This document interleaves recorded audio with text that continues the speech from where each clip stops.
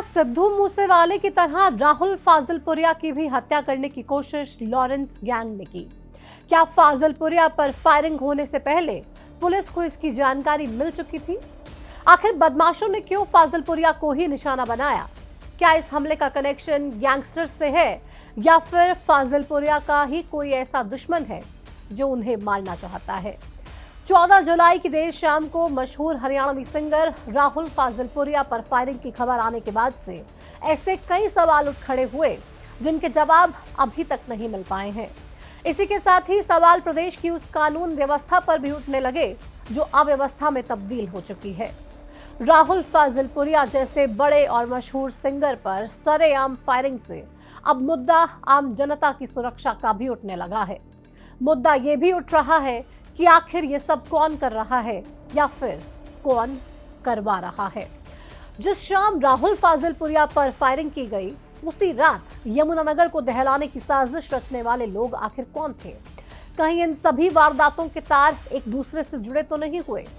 आज की इस वीडियो में इन्हीं सवालों के जवाब तलाशेंगे और ये समझेंगे कि कैसे सरकार की ओर से क्राइम पर कंट्रोल करने की योजना बनाते ही बदमाश अपराध करना शुरू कर देते हैं। पहले शराब कारोबारी, फिर बिजनेसमैन और अब मशहूर हरियाणवी गायक। शराब ठेकेदारों पर फायरिंग और उनकी हत्या के बाद से बिगड़े प्रदेश में माहौल की अभी शांति के बीज हल्के फुल्के अंकुरित ही हो रहे थे कि बदमाशों ने फिर से दहशत फैलानी शुरू कर दी। सोमवार की शाम को मशहूर हरियाणवी सिंगर राहुल फाजिलपुरिया पर गुरुग्राम में फायरिंग कर दी जाती है। बेशक बदमाशों का मकसद फाजिलपुरिया की हत्या करना था, लेकिन वो अपने मंसूबों पर कामयाब नहीं हो पाते। फाजिलपुरिया पर इस पूरी वारदात को उस समय अंजाम दिया गया जब वो एक सफेद रंग की थार में अपने गांव फाजिलपुर जा रहे थे। गांव से करीब 1 किलोमीटर की दूरी पर गुरुग्राम के सदर्न पेरिफेरल रोड यानी कि एसपीआर पर कार सवार बदमाशों ने फाजिलपुरिया पर फायरिंग करनी शुरू कर दी। अपनी जान बचाने के लिए फाजिलपुरिया ने अपनी गाड़ी की स्पीड बढ़ा दी और वहां से बच निकले। हालांकि ये हमलावर कौन थे और फाजिलपुरिया पर हमला क्यों किया, इसको लेकर अभी तक पुलिस के पास कोई भी जानकारी नहीं है, लेकिन मीडिया रिपोर्ट्स में इस बात का जिक्र किया जा रहा है कि हो सकता है ये हमला गैंगस्टर लॉरेंस बिश्नोई के गैंग ने करवाया हो, क्योंकि कुछ महीने पहले ही फाजिलपुरिया को लॉरेंस गैंग से धमकियां मिल चुकी थी और उसके बाद उनकी सुरक्षा को भी बढ़ा दिया गया था। हालांकि कुछ महीने पहले ही वो सुरक्षा वापस भी ले ली गई। खैर, फाजिलपुरिया पर हुए हमले की जानकारी पुलिस को 14 जुलाई की रात को तब मिली जब राहुल फाजिलपुरिया खुद एसपीआर पुलिस चौकी पहुंचे और फायरिंग की बात बताई। उन्होंने पुलिस को ये बताया कि उनकी जान को खतरा है। फाजिलपुरिया की शिकायत पर एसपीआर पुलिस ने तुरंत मामला दर्ज कर लिया। जांच के लिए 2 टीमें बना दी और सीसीटीवी फुटेज खंगालने लगी। इसी के साथ ही मीडिया में जब खबरें आई तो बहुत कुछ सामने आने लगा। एक मीडिया रिपोर्ट में यह दावा किया गया कि कुछ दिन पहले ही एसटीएफ को ये इनपुट मिल चुका था कि बदमाश किसी सिंगर को निशाना बना सकते हैं। लेकिन अगर ऐसा है तो अफसोस की बात है, इस इनपुट के बाद भी पुलिस ने किसी को अलर्ट नहीं किया। क्या इस इनपुट के बाद एसटीएफ को अपनी जांच का दायरा नहीं बढ़ाना चाहिए था? अगर जांच आगे बढ़ गई होती तो शायद जो कुछ हुआ उसे रोका जा सकता था। हालांकि पुलिस को तो अभी भी शक था कि फाजिलपुरिया पर फायरिंग हुई भी है या फिर नहीं, क्योंकि जिस जगह पर फाजिलपुरिया ने खुद पर फायरिंग होने की बात कही थी उसी जगह से पुलिस को फायरिंग के कोई सबूत पहले नहीं मिले थे। अब सवाल ये कि राहुल फाजिलपुरिया झूठ बोल रहे हैं या फिर पुलिस सच कह रही है? इस सवाल का जवाब बाद में खुद गुरुग्राम पुलिस ने ही दे दिया। पुलिस ने बताया कि उन्हें मौकाए वारदात से गोली चलने का एक मार्क मिला है और उन्हें आरोपियों को भी आइडेंटिफाई कर लिया है। अब आगे जांच में क्या कुछ खुलासा होता है उसके लिए थोड़ा बहुत इंतजार करना पड़ेगा। फिलहाल हम आपको फाजिलपुरिया के बारे में अब कुछ विस्तार से जानकारी देते हैं और बताते हैं कि कैसे फाजिलपुरिया का विवादों से पुराना नाता रहा है। राहुल फाजिलपुरिया हरियाणा के मशहूर गायकों की लिस्ट में शुमार हैं। बॉलीवुड में भी उन्होंने गाने गाए हैं। वैसे तो उनका नाम राहुल यादव है, लेकिन अपने गांव का नाम उन्होंने अपने नाम से जोड़ लिया, इसलिए वो खुद यादव से बन गए राहुल फाजिलपुरिया।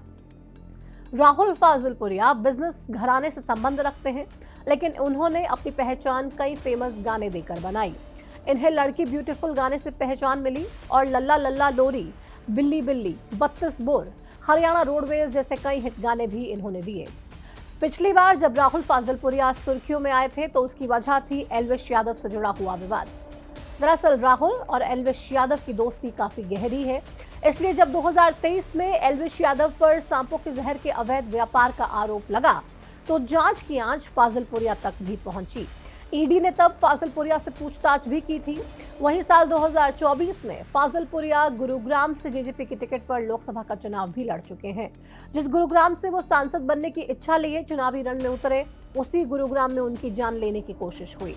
बताया जा रहा है कि फाजिलपुरिया पर फायरिंग का पैटर्न बिल्कुल वैसा ही था जैसा पंजाबी गायक सिद्धू मूसेवाले की हत्या करने के लिए जो आरोपी पहुंचे थे उनका पैटर्न था। बदमाशों को ये पता था कि फाजिलपुरिया थार में अकेले हैं और जिस जगह पर फायरिंग की गई वहां पर सीसीटीवी भी नहीं थे। सिद्धू मूसेवाले के मर्डर केस में भी इसी पैटर्न का इस्तेमाल किया गया था। तब सिद्धू मूसेवाले की हत्या की जिम्मेदारी गैंगस्टर लॉरेंस बिश्नोई गैंग ने ली थी। ऐसे में ये कयास लगाए जा रहे हैं कि राहुल फाजिलपुरिया पर हुई फायरिंग की वारदात में गैंगस्टर्स का हाथ हो भी सकता है। हालांकि अभी तक किसी ने भी इस फायरिंग की जिम्मेदारी नहीं ली है, इसलिए पुलिस ने भी इस एंगल से जांच शायद शुरू नहीं की है। एक तरफ प्रदेश में राहुल फाजिलपुरिया पर फायरिंग की खबरों से दहशत फैली, तो दूसरी तरफ यमुनानगर में एक ही रात में 2 जगह पर फायरिंग से हड़कंप मच गया। फायरिंग की पहली वारदात आईटीआई के पास शमी इंडस्ट्रीज के मालिक के घर पर हुई, जबकि दूसरी वारदात सरोजनी कॉलोनी फेज 1 में एक कपड़ा व्यापारी के घर पर हुई। शमी इंडस्ट्रीज के मालिक के घर पर 2 बदमाशों ने 4-5 राउंड फायरिंग की और कपड़ा व्यापारी के घर पर भी लगभग 1-2 राउंड फायरिंग की गई। हैरानी की बात यह है कि इन दोनों वारदातों को महज 15 से 20 मिनट के अंतराल में अंजाम दिया गया, वो भी ऐसे समय में जब हाल ही में यमुनानगर में कई शराब ठेकेदारों के घरों पर फायरिंग की गई थी। लोग पहले से ही दहशत में हैं, पुलिस भी अलर्ट है, लेकिन बैक टू बैक हुई इन वारदातों से डर लोगों के बीच में कई गुना बढ़ गया है। अगर कानून व्यवस्था का हाल यही रहा तो प्रदेश में जनता अपनी सुरक्षा किससे मांगेगी? क्या लोगों को अब बदमाशों को ही अपनी जान बख्शने की कीमत देनी होगी या फिर हर नागरिक को अपने लिए पर्सनल बॉडीगार्ड रखना पड़ेगा?